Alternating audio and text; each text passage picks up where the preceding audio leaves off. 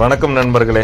நாம பார்த்துட்டு இருக்கிற இந்த அருவி மேகாலயா மாநிலத்தில் உள்ள மிகப்பெரிய அருவிங்க. இந்த அருவி இந்தியாவிலே மிக உயரமான அருவிகள்ல 3வது இடம் வகிக்கிற அருவி.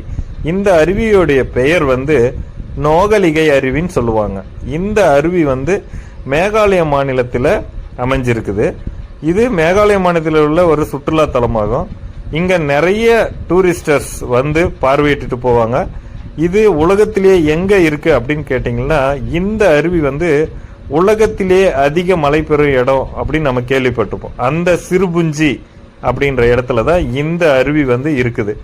இந்த அருவியுடைய உயரம் எவ்வளோ அப்படின்னு பார்த்தீங்கன்னா 340 மீட்டர், அதாவது 1120 அடி உயரம் கொண்ட இந்த அருவி.